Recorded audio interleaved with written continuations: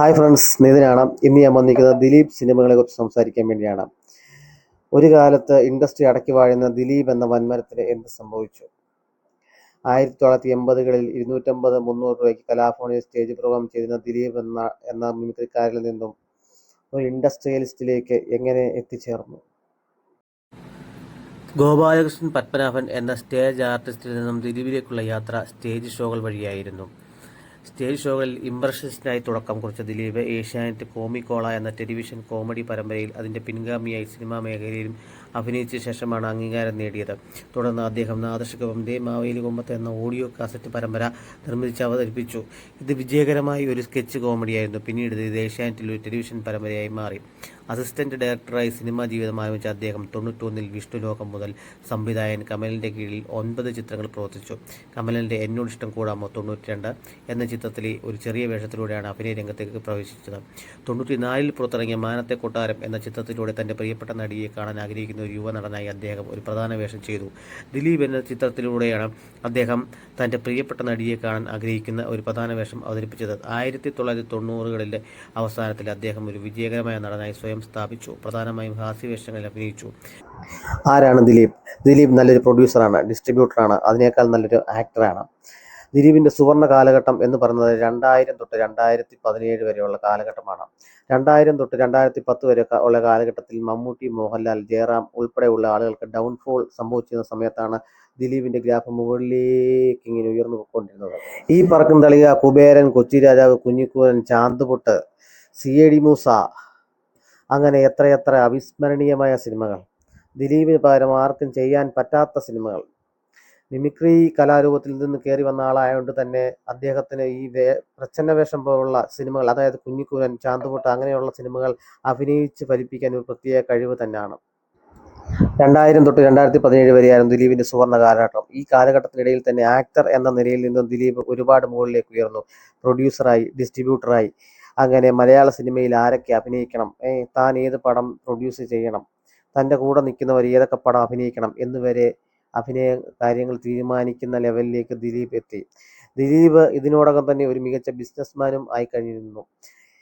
Chalakudy D cinemas, ദേപുട്ട് എന്നുള്ള restaurant, അങ്ങനെ ഒട്ടുമിക്ക ബിസിനസ് സ്ഥാപനത്തിൻ്റെ ഉടമസ്ഥനും ദിലീപ് ആയിക്കഴിഞ്ഞിരുന്നു. അങ്ങനെ കോമഡി കഥാപാത്രങ്ങളുമായി കുടുകൂടാൻ നമ്മളെ ചിരിപ്പിച്ച ദിലീപ് പിന്നെ ഒരു ഗ്യാങ്സ്റ്റർ ആയിക്കഴിഞ്ഞിരുന്നു.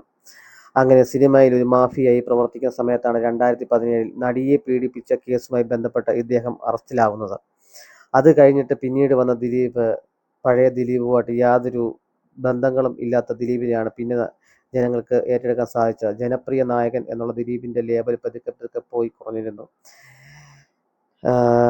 അദ്ദേഹത്തിൻ്റെ സാമൂഹ്യ ചുറ്റുപാടും ജയിലിൽ കിടന്നതിന് ശേഷമുണ്ടായ ടെൻഷനും മറ്റു കാര്യങ്ങൾ കൊണ്ടായിരിക്കണം പിന്നീടുള്ള അദ്ദേഹത്തിൻ്റെ സിനിമകൾ നമ്മൾക്ക് അഭിനയമാണെന്ന് തോന്നി തുടങ്ങി. ക്രേസി ഗോപാലിനോ മീശ മാധവനിലൊക്കെ കണ്ടിരുന്ന നമ്മളെ തന്മയത്തമായി നോർമൽ തമാശകൾ പറഞ്ഞ് നമ്മളെ ചിരിപ്പിച്ച ദിലീപിൻ്റെ ആ ഒരു തന്മയത്തമായ രീതി പിന്നീട് മാറി. പിന്നീട് ചെയ്ത സിനിമകളാകട്ടെ നമുക്ക് തീർത്തും അലോസരപ്പെടുത്തുന്ന ഇഷ്ടം തോന്നാത്ത സിനിമകളാണ് ചെയ്തത്. ഇതിനോടകം തന്നെ അധികം ആർക്കും അറിയാത്തൊരു കാര്യമുണ്ട്. മഞ്ജു വാര്യരെ 98-ൽ കല്യാണം കഴിക്കുന്നതിന് മുമ്പ് തന്നെ ദിലീപ് ഒരു വിവാഹം കഴിച്ചതായിരുന്നു. തൻ്റെ അകന്ന ബന്ധത്തിലുള്ള ഒരു കുട്ടിയായിരുന്നു ദിലീപ് കല്യാണം കഴിച്ചിരുന്നത്. മിമിക്രി താരം അബിയായിരുന്നു ആ വിവാഹത്തിന് സാക്ഷിയായിരുന്നത്. പിന്നീട് എന്തൊക്കെയോ പ്രശ്നങ്ങൾ കാരണം ആ വിവാഹ ബന്ധം ദിലീപ് വേർപെടുത്തുമായിരുന്നു. അത് കഴിഞ്ഞതിന് ശേഷമാണ് 98-ൽ മഞ്ജു വാര്യരെ ഇദ്ദേഹം വിവാഹം ചെയ്തത്. പിന്നീട് 2015-ൽ മഞ്ജു വാര്യരെ ഡിവോഴ്സ് ചെയ്തിട്ട് 2016-ൽ കാവ്യ മാധവനെ കല്യാണം കഴിക്കുകയും ചെയ്തു. ഇദ്ദേഹത്തിൻ്റെ ഒരു കാര്യം വെച്ച് കഴിഞ്ഞാൽ ഇദ്ദേഹം കല്യാണം കഴിക്കുന്ന എല്ലാം മികച്ച നടിമാരെയാണ് കൂടുതൽ കല്യാണം കഴിക്കുന്നത്. അതായത് കരിയറിൻ്റെ പീക്ക് ലെവലിൽ നല്ലതായിട്ട് സിനിമ അഭിനയിച്ച് തിളങ്ങി നിൽക്കുന്ന സമയത്ത്, അതായത് മഞ്ജു വാര്യർ, ആറാം തമ്പുരാൻ, സമ്രൽ ഭദ്രകം മുതലായ പടങ്ങളൊക്കെ അഭിനയിച്ച് സ്റ്റാർഡം അതിൻ്റെ പീക്ക് ലെവലിൽ നിൽക്കുമ്പോഴാണ് ഇദ്ദേഹം കല്യാണം കഴിച്ചുകൊണ്ട് പോകുന്നത്. ഇദ്ദേഹം കല്യാണം കഴിച്ചുകൊണ്ട് പോകുന്നതോടുകൂടി തന്നെ മഞ്ജു വാര്യരുടെ കരിയർ അവിടെ അവസാനിച്ചു. പിന്നെ പുള്ളിക്കാരൻ സിനിമയിൽ അഭിനയിക്കാനൊന്നും സമ്മതിച്ചിട്ടില്ല. വീട്ടുകാരും നോക്കി വീട്ടിൽ ഇരിക്കുകയായിരുന്നു കക്ഷി. പിന്നീട് കാവ്യമാധവൻ്റെ കാര്യവും അതുതന്നെ. ഗദ്ദാമ ഉൾപ്പെടെ ഒരുപാട് നല്ല സിനിമകൾ അഭിനയിച്ചിരിക്കുന്ന സമയത്താണ് 2016-ൽ ഇദ്ദേഹം കാവ്യമാധവനെ കല്യാണം കഴിക്കുന്നത്. അത് കഴിഞ്ഞതോടുകൂടി പുള്ളിക്കാരിയുടെ കരിയറും തീർന്നു. പിന്നീട് പുള്ളിക്കാരി വീട്ടിലും പിന്നെ ബിസിനസ്സും കാര്യങ്ങളൊക്കെ നോക്കി നിൽക്കുന്നതായിട്ടാണ് കാണാൻ സാധിച്ചത്. അപ്പോൾ ഇതിൻ്റെ എല്ലാം പിന്നിൽ വെച്ചാൽ ഇദ്ദേഹത്തിൻ്റെ ഒരു മൈൻഡ് എന്ന് പറഞ്ഞു കഴിഞ്ഞാൽ നമ്മൾ സിനിമയിൽ അഭിനയിക്കുന്ന ദിലീപല്ല, പുള്ളിയുടെ റിയൽ ലൈഫ് എന്ന് പറഞ്ഞാൽ ബിസിനസ് മാൻ, ഒരു കർക്കശക്കാരനായ ഒരു മനുഷ്യൻ അദ്ദേഹത്തിൻ്റെ ഉള്ളിലുണ്ട്. നമ്മൾ പുറമേ കാണുന്ന ആറ്റിറ്റ്യൂഡല്ല അദ്ദേഹത്തിൻ്റെ ഉള്ളിലുള്ളത്. പിന്നെ കേസിൻ്റെ കാര്യങ്ങളിലേക്കോ മറ്റു കാര്യങ്ങളിലേക്കോ ഒന്നും ഞാൻ കടക്കുന്നില്ല. കാര്യം അതൊക്കെ കോടതിയിൽ ഇരിക്കുന്ന കാര്യങ്ങളാണ്. നമുക്കതിൻ്റെ സത്യാവസ്ഥ അറിയത്തില്ല. അതുകൊണ്ട് നമ്മൾ ആ ഭാഗത്തേക്ക് കടക്കുന്നില്ല. ദിലീപ് എന്ന വ്യക്തി നമ്മളെ പഠിപ്പിക്കുന്ന ഒരു പാഠമുണ്ട്. ഒരിക്കലും ഒരു മനുഷ്യൻ ഓവർ കോൺഫിഡൻ്റ് ആവാൻ പാടില്ല. കോൺഫിഡൻസ് എത്ര വേണമെങ്കിലും ആകാം, പക്ഷേ ഒരിക്കലും ഓവർ കോൺഫിഡൻസ് ആകാൻ പാടില്ല. അതാണ് ഇതിലൂടെ തെളിയിക്കുന്നത്. ദിലീപ് എന്ന നടൻ്റെ സിനിമകൾ നമ്മൾ ഒട്ടേറെ കണ്ട് ആസ്വദിച്ചിട്ടുണ്ട്. എനിക്കിഷ്ടപ്പെട്ട ദിലീപ് സിനിമകൾ എന്ന് വെച്ച് കഴിഞ്ഞാൽ കഥാവശേഷൻ, പാസഞ്ചർ, വെട്ടം, കൊച്ചി രാജാവ്, CID മൂസ, ക്രേസി ഗോപാലൻ, ഇതൊക്കെയാണ് എനിക്കിഷ്ടപ്പെട്ട ദിലീപ് സിനിമകൾ. നിങ്ങൾക്കിഷ്ടപ്പെട്ട ദിലീപ് സിനിമകൾ ഇവിടെ കമൻറ്റ് ചെയ്യൂ.